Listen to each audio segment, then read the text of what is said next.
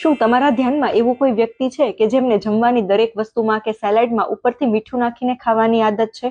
તો આ રીલ એમને મોકલી દો, કારણ કે આયુર્વેદ અનુસાર લવણ રસ એટલે કે ખારો રસ જો વધારે માત્રામાં લેવામાં આવે તો એ લોહીનો બગાડ કરે છે અને પિત્તને વધારે છે, જેના લીધે ચામડી ઉપર કડછલી પડવી, વાળ સફેદ થઈ જવા કે વાળ ખરી પડવા વગેરે થઈ શકે છે. ટૂંકમાં કહીએ તો જો ખારું વધારે ખાવામાં આવે તો આપણે ઉંમર કરતા વહેલા ઘરડા થઈ જઈએ છીએ. આ સાથે જ એસિડિટી, ખરજવું, ઉંદરી, રક્તપિત્ત જેવા રોગો શરીરમાં ઘર કરી જાય છે અને બ્લડ પ્રેશર બેકાબુ બને છે. ખારો રસ વધારે લેવામાં આવે તો આપણા શરીરમાં ગરમી ઉત્પન્ન થાય છે અને તરસ પણ ખૂબ જ વધારે લાગે છે અને ક્યારેક તો ચક્કર પણ આવી શકે છે.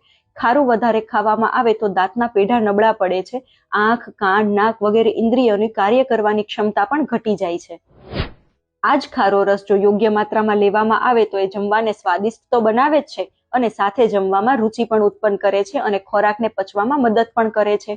માટે હવેથી જ્યારે પણ ખારો રસ એટલે કે મીઠું ખાવ ત્યારે આટલું જરૂર ધ્યાનમાં રાખજો.